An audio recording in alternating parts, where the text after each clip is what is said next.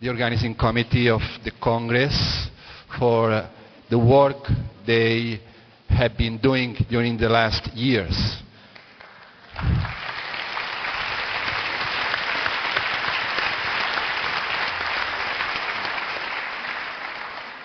And the second point is only to remember our colleague who is not here now. He died last year, Professor Jacques Benveniste. So much he did for homeopathy. Thank you, Jacques Benveniste.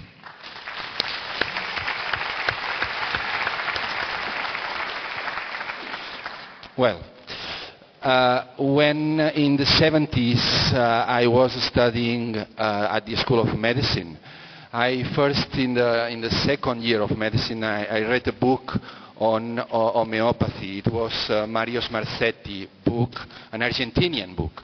And from that lecture, I decided to become an homeopathic physician. That was in the 70s. And in the 80s, I met an Argentinian teacher in Europe. He was giving some lectures there.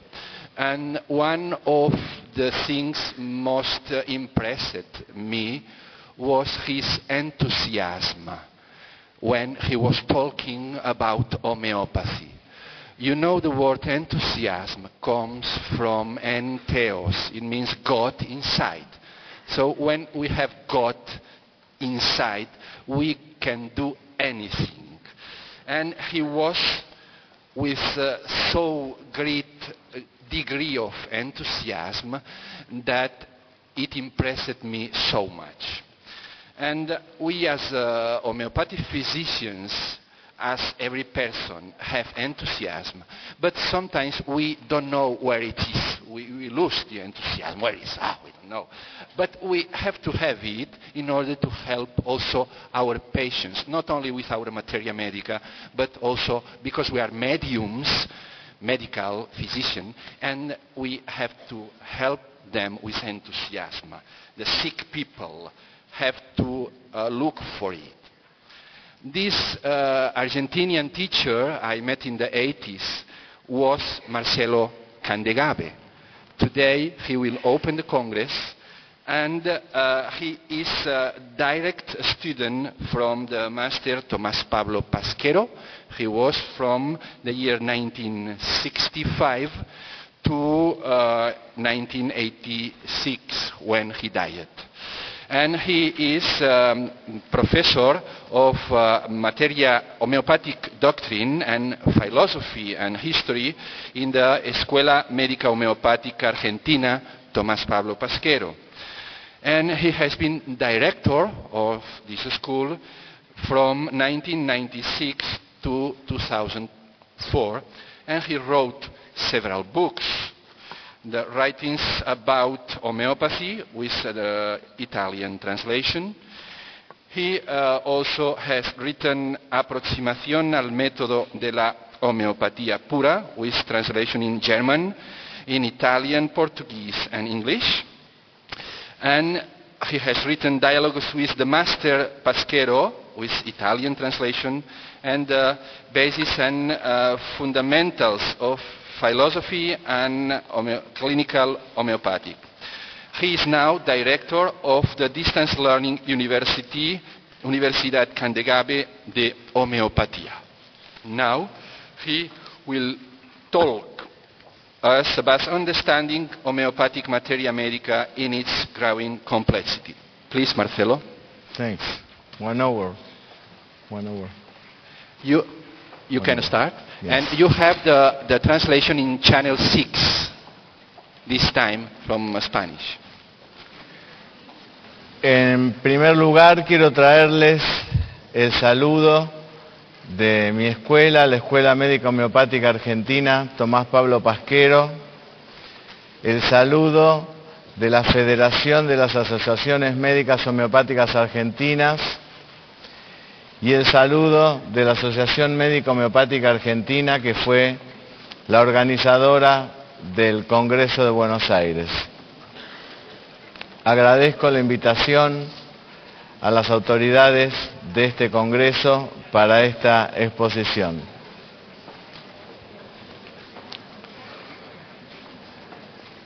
La cosmología moderna nos revela una historia del universo en dirección de una complejidad creciente, donde el azar parece comportarse como una sucesiva evolución de órdenes en subórdenes. Desde el punto de vista cuántico, todo el universo evoluciona hacia grados crecientes de complejidad, es decir, un orden generativo, creador de otros órdenes, donde el hombre, dotado de una complejidad superior, posee la información de todos los órdenes inferiores, minerales, vegetales, animales. Su información abarca entonces desde la materia hasta el universo metafísico, en una totalidad donde lo metafísico refleja lo material y viceversa. La complejidad es el estudio de un orden generativo, creador de otros órdenes. Así va hoy la ciencia. En los albores del tercer milenio y a la luz de diversas investigaciones iniciadas no hace más de 30 años por Ilya Prigogine, David Bohm, Severo Ochoa, entre otros, se ha llegado a demostrar algo que Hahnemann, en otros términos quizás, había sostenido, que en todo sistema biológico que intercambia energía, materia e información con el medio, coexiste simultáneamente un orden interno totalizador y casi inmaterial que antecede a los fenómenos que se explicitan en el orden externo manifiesto. Es decir, cualquier cambio, por más insignificante que sea, en la manifestación externa de todo proceso vital, debe referirse a un cambio previo en la totalidad indivisible del sistema. Y esto es así porque el todo está en cada parte y cada parte tiene acceso al todo. Los síntomas, único parámetro científico en homeopatía, son la manifestación exterior de un cambio, una variación o modificación ocurrida en el interior invisible del organismo. De tal modo que, como decía Stuart Close, todos pueden ser los síntomas lógicamente combinados en un todo armonioso, consistente, que tenga forma, coherencia e individualidad. Los síntomas se agregan numéricamente, pero no se agrupan como partes disociadas, sino integrando un todo, participando de un plan o una idea que es la que determina el único sentido y destaca la finalidad de ese organismo. La totalidad sintomatológica debe ser algo más que la suma o el agregado de los síntomas, algo más que un mero revoltijo fortuito de sensaciones, algo más que una colección de signos reunidos al azar. La totalidad debe expresar ese plan o idea que proyecta un único sentido y una forma característica, coherente e individualizada de enfermar. El concepto de enfermedad como un nuevo orden orgánico en la manera de sufrir y de actuar, tanto de cada órgano en particular como del organismo en general, descubierto hace más de 2 siglos por Hahnemann, ha iluminado a los estudiosos de la materia médica homeopática de todos los tiempos. En el transcurrir de los años, los investigadores han profundizado el conocimiento de estos órdenes de enfermedad que se espejan en las patogenesias. Y si bien mucho es lo que se ha avanzado, queda aún mucho más por andar. Una ciudad de cualquier parte del mundo se presenta al viajero que la visita por primera vez no solo como nueva y distinta, parece inaccesible a la información.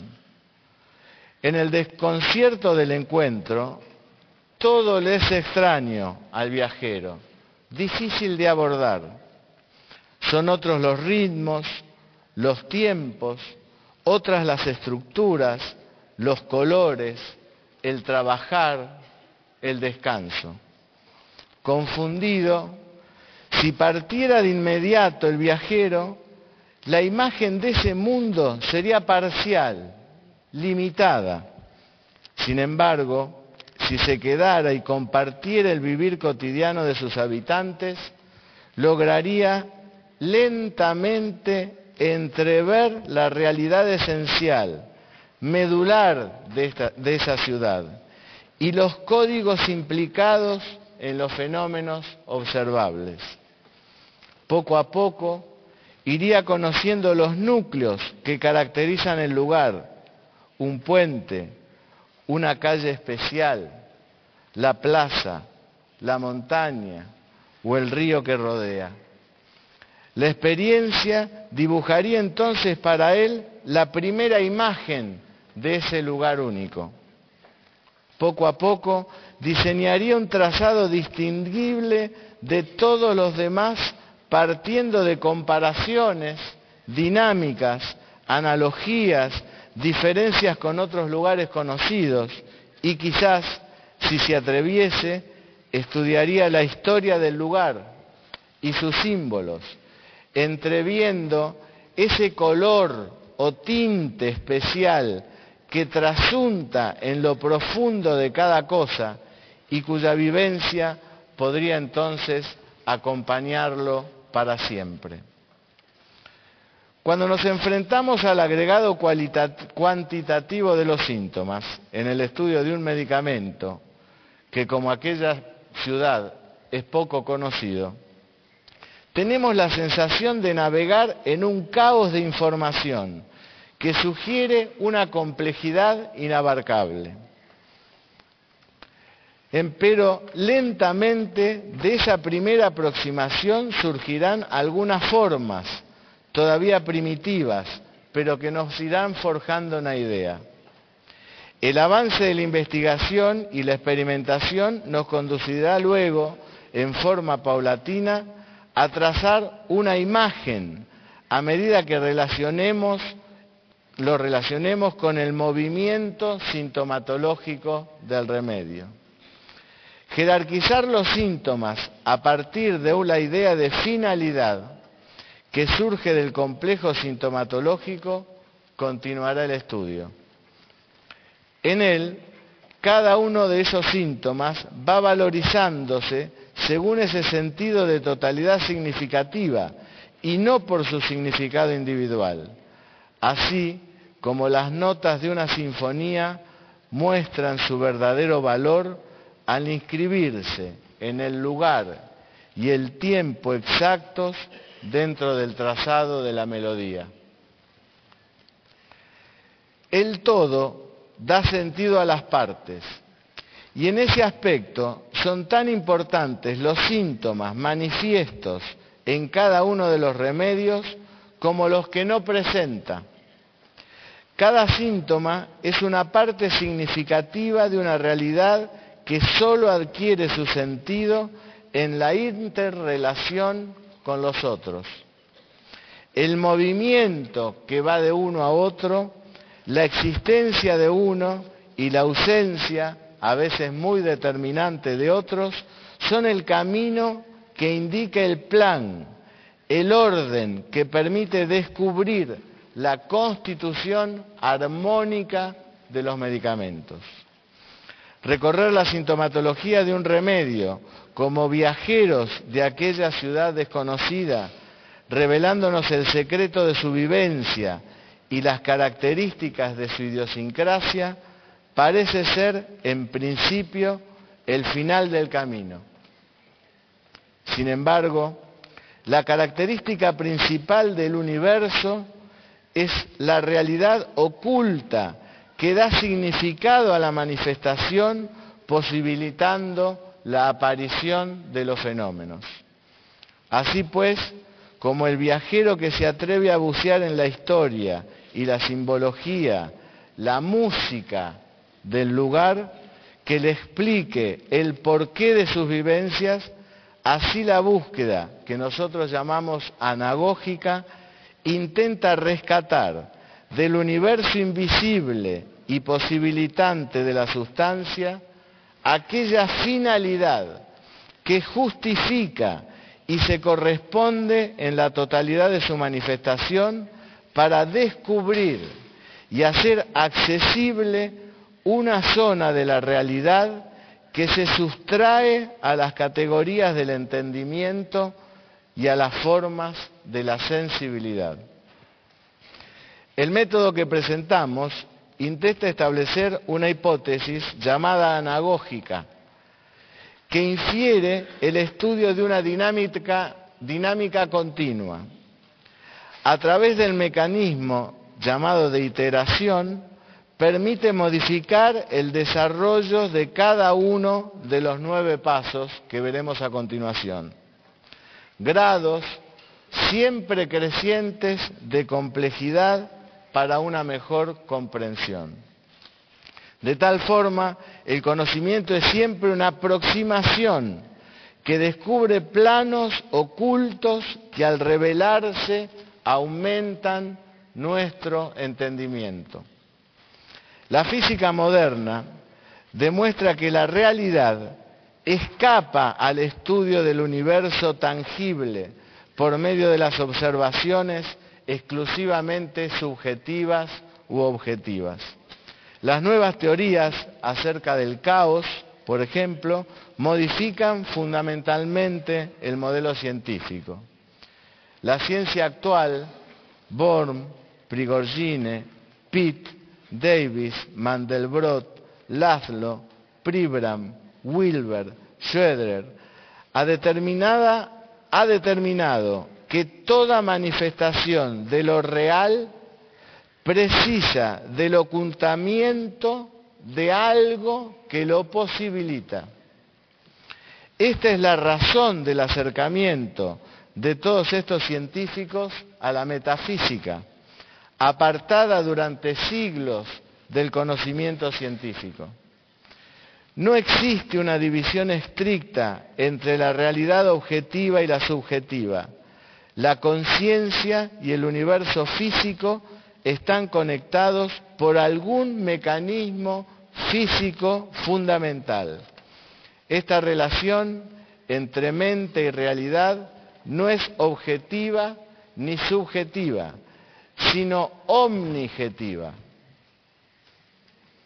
Y como tal, para que el estudio de la realidad física sea verdaderamente complejo, debe abrirse a los insondables misterios del universo implicado, metafísico, dado que todo lo que se manifiesta es un símbolo, que se manifiesta a partir de algo, precisamente a partir de algo que queda oculto, que se sustrae a la manifestación. Presentamos la siguiente aproximación a un nuevo método de la materia médico-homeopática que relaciona el estudio clásico de la materia médica con la simbología universal y con el modelo antropológico sugerido por James Taylor Kent, que se sustentaba en la filosofía de Emanuel Swedenborg. Todo el trabajo, como es un trabajo verdaderamente extenso, lo van a bajar de esta dirección de internet en forma gratuita, de una universidad virtual que hemos elaborado con un grupo de médicos internacionales, y ahí van a poder bajar el trabajo completo en inglés, ya que el trabajo que he presentado a las autoridades del Congreso de la Liga está en idioma castellano.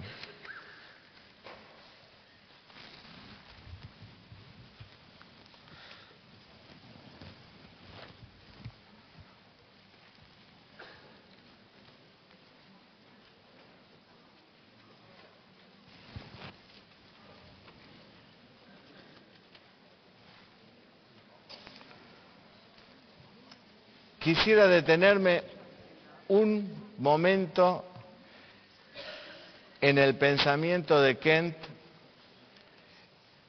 que estaba sustentado en Emanuel Swedenborg y que provocó un cambio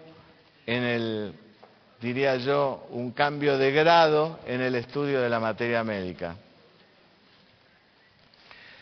Swedenborg, que era un filósofo, teólogo sueco, postula la unidad como categoría fundamental de la realidad. Mediante una imagen holográfica del universo, establece un puente entre lo metafísico y los ámbitos naturales, determinando así una solidaridad ontológica existente entre el cuerpo y el espíritu, entre el hombre y la naturaleza, y entre Dios y el mundo. La unidad es sustento fundamental y vínculo de todas las instancias de la existencia. En el universo swedenborgiano y kantiano, todo es expansión, como desarrollo hacia una máxima complejidad, y regresión o regreso como evolución final de retorno a la unidad. En este universo, el hombre es concebido como receptáculo de dos informaciones. Por un lado, la información que le llega de estos subórdenes inferiores, ya que él trae en su constitución la información de todo lo creado antes que él. Es decir, luego del Big Bang y del desarrollo del Big Bang, nosotros somos la actualización de un pasado. Es decir, somos luz transformada y tenemos la información de todo lo que nos ha precedido en la evolución del universo. El hombre, para Kant y para Swedenborg, era receptáculo de esa información.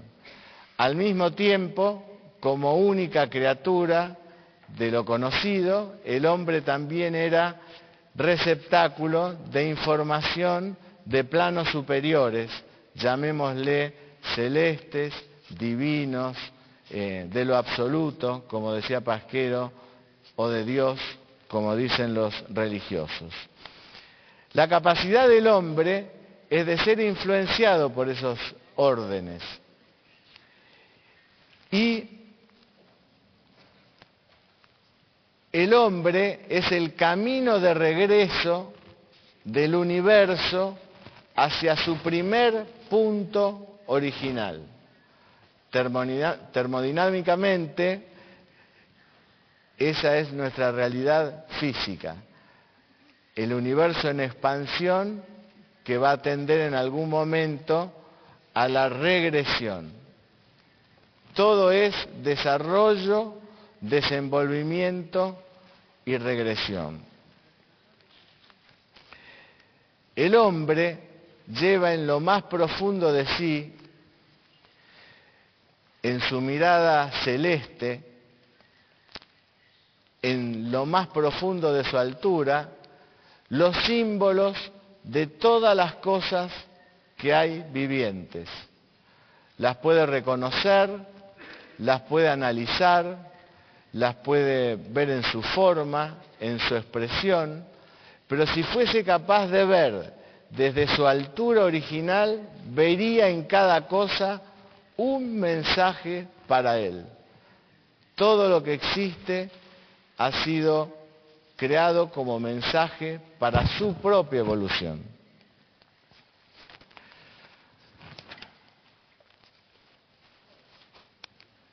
En este aspecto,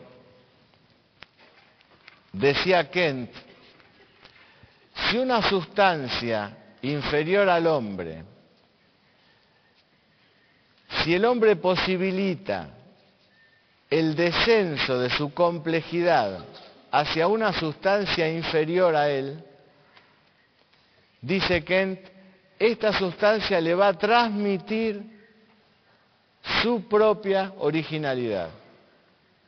Claro, también Kent decía, y lo decía Swedenborg, que al ascender de grado, esta sustancia va a estar impedida de alcanzar sus propios fines. Va a sentirse ontológicamente desencontrada del nivel que le corresponde. Es decir, Lycopodium como planta va a vivir sus altos fines de la existencia. Lycopodium, ascendido al hombre, va a estar privado de la conciencia de esos altos fines. Y por eso el hombre que padece de Lycopodium va a padecer la falta de esa cualidad inherente al Lycopodium y va a llevar a través de toda la vida ese deseo de gloria que tiene en el trasfondo de todos los síntomas del Lycopodium. Lycopodium necesita la gloria, por eso necesita que lo elijan, por eso necesita que lo quieran, por eso no puede evitar a los demás, por eso necesita colocarse en un lugar de altura, por eso necesita el elogio de los demás y llora ante el reconocimiento de los demás. Dice Kent y Swedenborg que cuando el hombre desciende a ese grado, lo que va a perder es la conciencia de sí mismo, es decir, de cuál es su verdadero fin en la vida. Por eso, esta relación de dar un medicamento en un hombre enfermo de ese medicamento provoca la curación de dos maneras.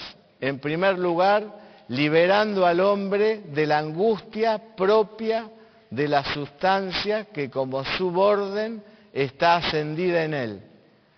Y al mismo tiempo, al hombre le va a dar la posibilidad de conocer verdaderamente cuál es su alto fin en la vida y dejar pasar por él la influencia de lo que podríamos llamar lo absoluto, lo celeste, el espíritu dotado de razón, como decía Hahnemann, para entonces recién liberado de la influencia de esa sustancia inferior, poder alcanzar los altos fines de la existencia.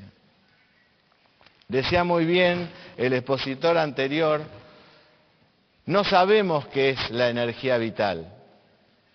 La energía vital debe ser necesariamente otra magnitud, que no es ni la fuerza electromagnética, ni la fuerza gravitatoria, ni las fuerzas débiles, ni las fuerzas fuertes, que son las cuatro energías conocidas.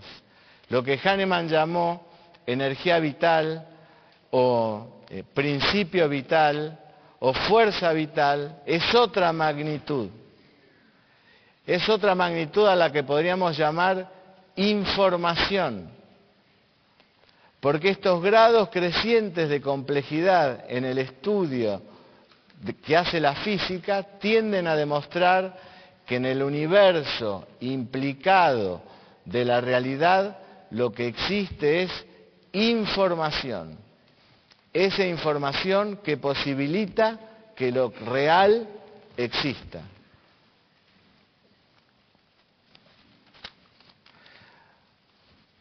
Vamos a hablar en lo que me queda de tiempo de árnica. ¿Cómo estudiamos nosotros el remedio?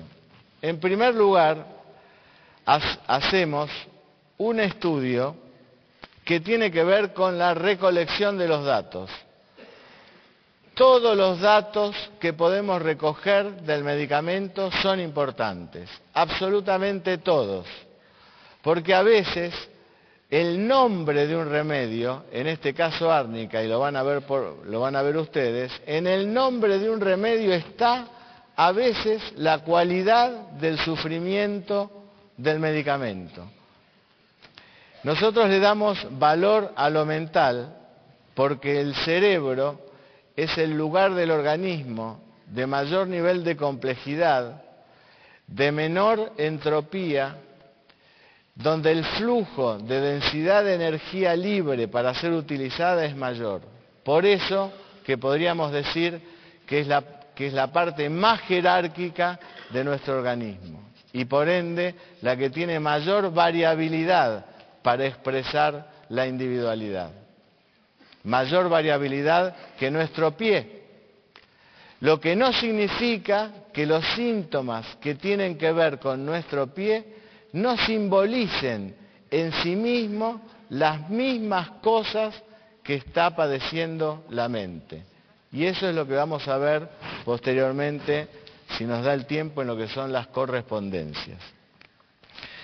Por ejemplo, brevemente, árnica se la llama árnica, en realidad la palabra era ptármica, que para los lapones significa estornudar. Y el estornudo significaba, para aquellos que le pusieron árnica, perder el alma. Y ustedes saben que uno de los síntomas más importantes de árnica es ese horror a la muerte instantánea. No temor a la muerte, como dice la patogenesia, horror a la muerte instantánea. También históricamente, por ejemplo, leyendo historia, se le asociaba a árnica con el leopardo, que es símbolo del orgullo. Por eso que la bandera inglesa tiene el leopardo, es el símbolo del orgullo. Y ustedes van a ver cómo árnica es un orgulloso en su profundidad. Ese orgullo que no le permite tener una relación con los demás. Ese bloqueo que tiene árnica en su relación con los demás, que está determinado por ese horror a la muerte, el orgullo en expresar lo que le pasa, y es lo que justifica que, por ejemplo, se despierte del estupor, diga, está muy bien, y vuelva a caer en sueños, cuando está gravemente enfermo. Bueno, después pasamos a la lectura, en el segundo paso, de todas las, en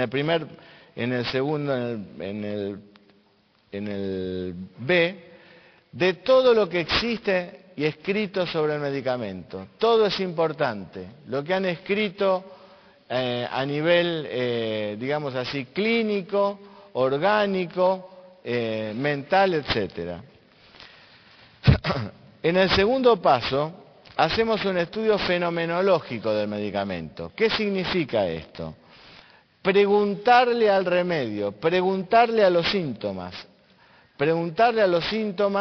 con un interrogatorio abreviado, que es un interrogatorio que ideamos con el doctor Carrara para hacerlo esto en los pacientes, pero que después nos ha servido para interrogar a la materia médica. Y nos encontramos hace poco en Brasil, me trajeron un trabajo de Buerik, donde Buerik recomendaba, Bonninghausen recomendaba un interrogatorio prácticamente el mismo. Es decir, preguntándole cuándo, cómo, dónde, qué, para qué mejora, qué empeora. Con eso armamos los primeros núcleos, la primera imagen del remedio. Al preguntarle estos síntomas a la materia médica, armamos como una primera imagen del remedio. Esa primera imagen que deben haber tenido los primeros homeópatas, los que estaban todavía en aquel momento del siglo XIX en este estudio, en esta parte de la materia médica. Posteriormente a la formación de los núcleos, vamos a poder formarnos una imagen más detallada del remedio. Por ejemplo, en árnica conocemos lo importante de su ansiedad de conciencia. Dice Hahnemann, un sueño que dura toda la noche, en la que ella está continuamente siendo reprendida y le son dirigidos vergonzosos reproches acerca de una conducta inmoral. Al despertar, la experimentadora apenas reconoce que el sueño no era realidad. La gran hipersensibilidad que tiene árnica, dice Hahnemann, sobreexcitación y excesiva sensibilidad moral.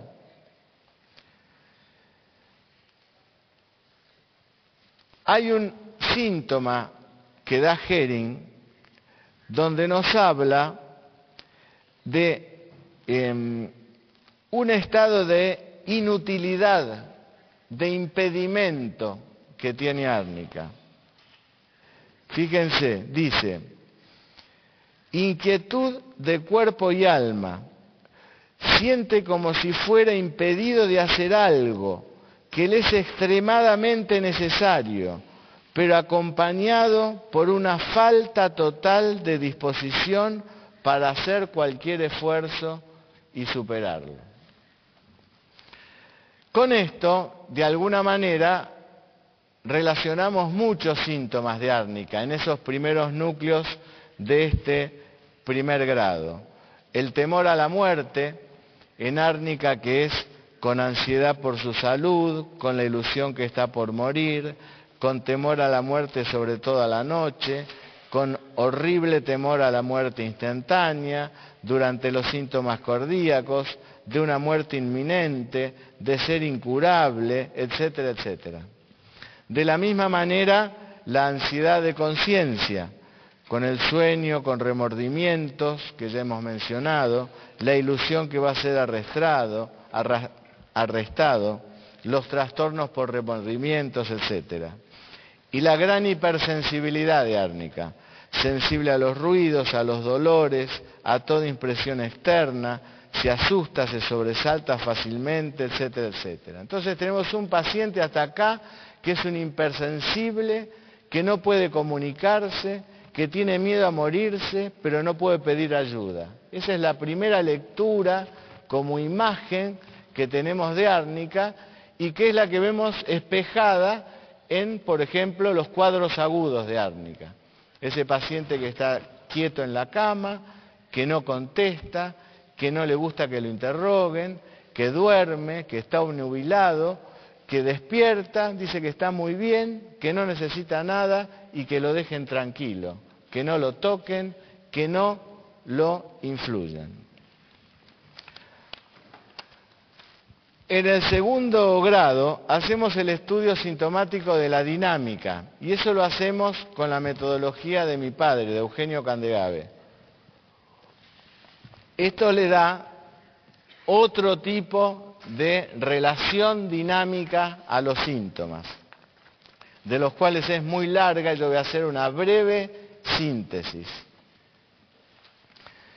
De estos núcleos surge la característica de que árnica está caracterizado por su tremenda hipersensibilidad a toda la injuria psicofísica del medio circunstancial, que se traduce en un estado de ansiedad y de crisis de angustia, sobre todo en el estado de enfermedad, y en los procesos febriles en especial. La patogenesia refiere que antes era un individuo de carácter alegre, cordial, amistoso, pero que no se relacionaba con nadie. Este estado en la enfermedad desaparece como una reacción: no me toquen, no me hablen, no quiero que me digan nada, déjenme tranquilo. Por eso, el miedo a la muerte se expresa también en todas las ilusiones y los sueños: la sensación de ser arrestado, de ver personas muertas, de ver cadáveres o fantasmas. La sensación de muerte, la ansiedad de conciencia se presentan en todas las ilusiones. Cualquier trauma le produce un estado de shock. Cuando está consciente, da vueltas en la cama buscando un lugar o posición que reconforte su astenia. La cama le parece dura como un hierro. Tiene frío, el cuerpo frío, la cara caliente, pero la nariz helada. No quiere hablar, cae en un estado de estupor, de indiferencia, después de una conmoción cerebral. Este es árnica. Este es el árnica comprendido desde la sintomatología. Pero siguiendo la metodología, vamos a atrevernos a ir a un nivel más profundo de árnica, que lo hemos llamado esencial o metafísico. Este nivel tiene como primera estudio el estudio de las analogías, es decir, lo que aparece en las ilusiones, en los delirios, en los sueños, en las sensaciones como sí, en los estudios de los símbolos y las analogías, para saber si de estas cosas nos permiten saber por qué le pasa eso a árnica, por qué le están pasando estas cosas, por qué árnica es como es.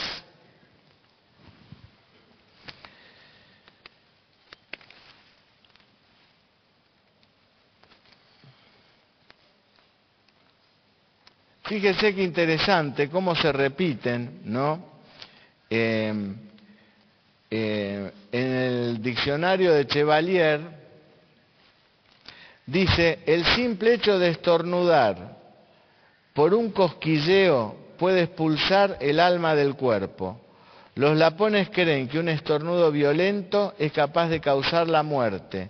De esta creencia proviene la costumbre, que data de la antigüedad, que desea buena suerte a quien estornuda. Nosotros no nos damos cuenta, pero cada vez que le decimos a alguien salud, lo que le estamos haciendo es dar suerte porque no se murió, como dirían los lapones. Es decir, en el propio nombre del remedio está la muerte. Dijimos la imagen del leopardo. Por ejemplo, dice Becker en Enciclopedia de Símbolos, dice: árnica era un talismán utilizado contra los rayos o contra los hechiceros o brujos hostiles que podían provocar shock en el individuo. Miren qué interesante, ¿no? Otra vez el shock, otra vez lo inmediato, y encima árnica sueña que es fulminado por un rayo.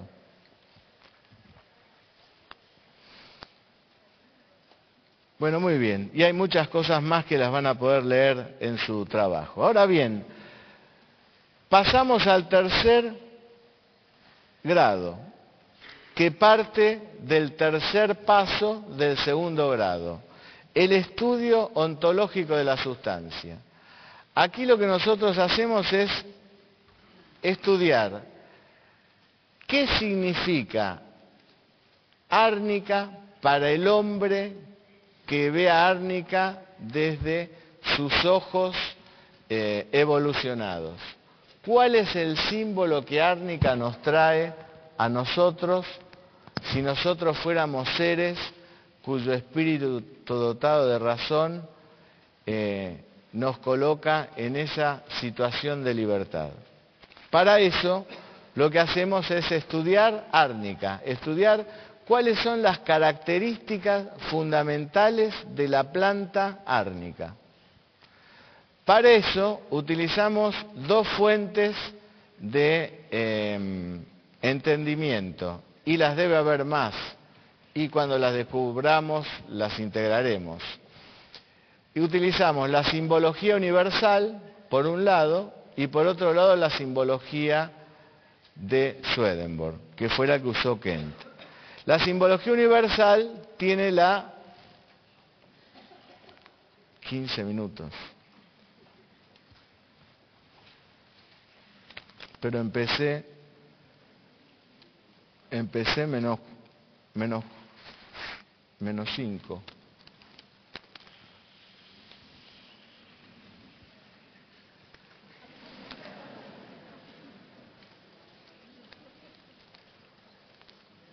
Analizamos la simbología de árnica, las cosas que árnica no debe dejar de tener. Por ejemplo, árnica nace en la montaña, cuando es puesta al aire libre se pulveriza, tiene flores amarillas con exclusividad.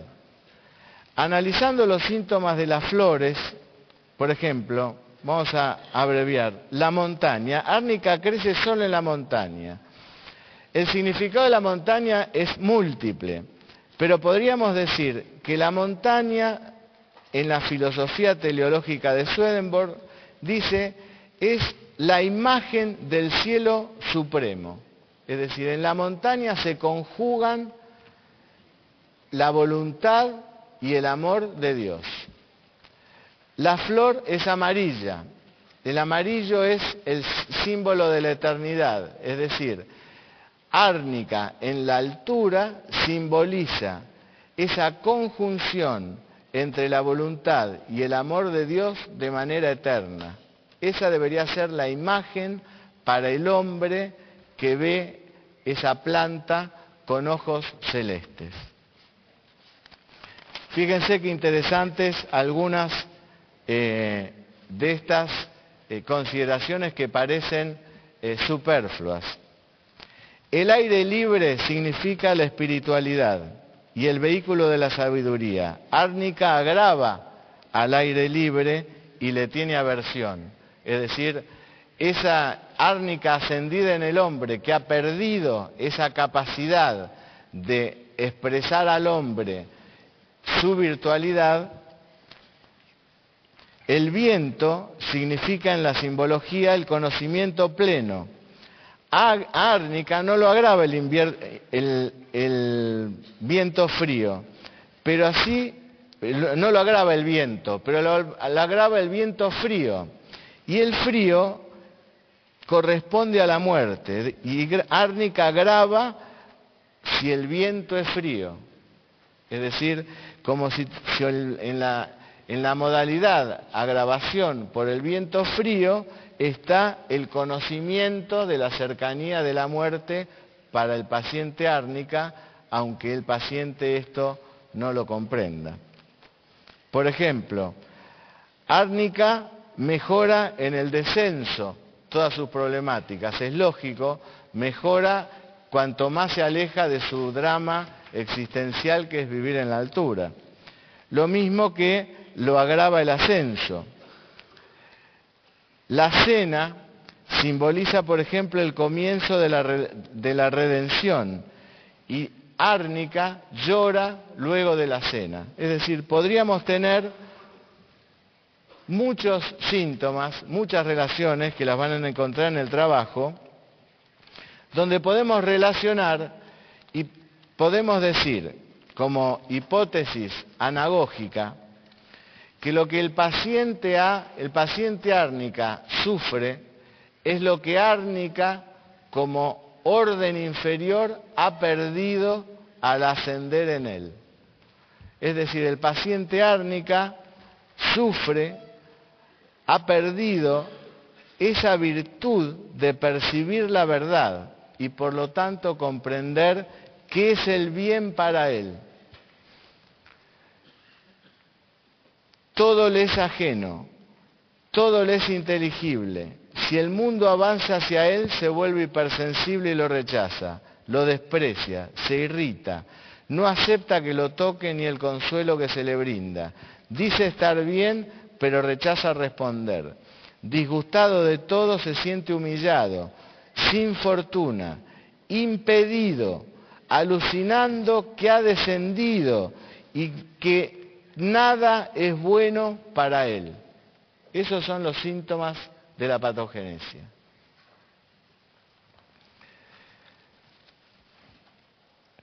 Nosotros podríamos considerar la materia médica de muchas formas. Podríamos llegar hasta el 2º grado y hacer una buena homeopatía y curar a nuestros pacientes, y bien, y está muy bien. Pero también podríamos aventurarnos a explicar por qué el medicamento es como es y por qué el paciente que padece ese medicamento padece eso que siente. ¿Qué explicación tiene entonces que haya tanta analogía entre los medicamentos y la gente y el experimentador? ¿Quién es capaz de explicar por otro método que no sea la búsqueda de una metafísica o esencial, que el paciente Stramonium se sienta abandonado, dejado de lado, al costado del camino, viendo que las personas pasan delante de él y la planta Stramonium nazca en los costados del camino? ¿Quién explica que Belladonna tiene el problema con ser herido, con ser ahorcado, y la planta de Belladonna es permanentemente depredada por pájaros, por heridas? ¿Quién explica por qué Stramonium se siente una basura y la planta Stramonium crece en los basurales? ¿Quién explica que Ginkgo biloba se siente un hombre viejo y es el árbol más viejo de la tierra? ¿Quién explica que Selenium, que es el intermediador para producir la luz, que como elemento en la naturaleza es capaz de ser el intermediario en la producción de luz, padece la capacidad, se siente un incapaz de transmitir todo su conocimiento y se encuentra tirado, asténico, incapaz de ser el mediador entre lo que quiere ser en la vida y lo que la vida le propone? ¿Cómo explicarlo de otra manera? ¿Cómo explicar que Hydrogenium, que ha sido la primer sustancia, tenga la sensación de que ha perdido la universalidad? ¿Cómo se explica que el fósforo, que está en todo lo presente, a través de su ion, tenga esa necesidad de omnipresencia como tiene el hombre enfermo de fósforos? ¿Cómo se explica que Silicia, que tiene esa capacidad intelectual de estar en todo, de conocer todo, y eso nunca le basta, y eso nunca le alcanza, esté el sílice como sustento y fundamento de la totalidad de las cosas? ¿No deberemos aventurarnos a algo más? ¿No nos estará diciendo la patogenesia algo más? ¿No será que Hahnemann ha descubierto esa quinta dimensión donde todas las sustancias son capaces de expresar su verdadero padecimiento en el ascenso hacia el hombre, como decía Kent?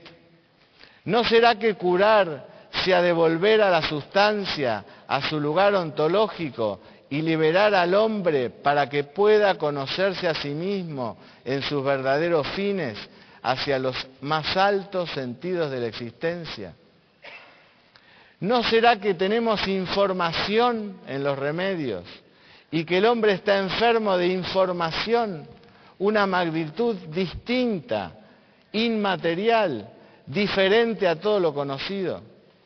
¿No será que el agua solo transmite la información el defecto de la sustancia que pasa por él y es capaz de neutralizar este exceso de información licopodium que hay en mí si estoy enfermo de él, o este exceso de información veladona que hay en mí si estoy enfermo de veladona. ¿Y no será que ese exceso de ese orden inferior a mí es el que me transmite esa angustia? ¿Por qué el hombre que se cura como la homeopatía quiere pierde la angustia? ¿Por qué? ¿Por qué el hombre que se cura con homeopatía aumenta su capacidad de conocimiento y se coloca en ese lugar donde se hace más bueno, donde se encuentra con los verdaderos valores que él tiene? ¿Por qué? ¿Quién explica eso? ¿Qué otra explicación más que abocarse a lo metafísico, sea esta u otra explicación, nos merecemos los homeópatas?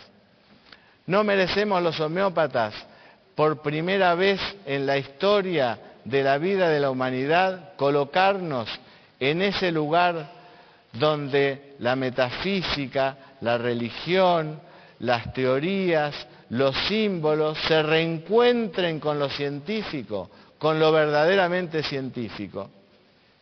La realidad, la verdadera realidad, es lo que no vemos. Lo que vemos es solo una parte especial de la realidad. La verdadera realidad es la que no vemos. Y eso no lo digo yo, lo dice la medicina cuántica. He querido traerles este mensaje desde Argentina, este trabajo que es más amplio, más completo. Disculpen si no lo he podido desarrollar de la manera adecuada. Les agradezco a las autoridades del Congreso la invitación y bueno, pueden bajar el trabajo en inglés de www.universidadcandegave.com. Estoy muy agradecido de estar aquí en Berlín por primera vez. Hay lugares que transmiten magia, otros transmiten la magia de la historia.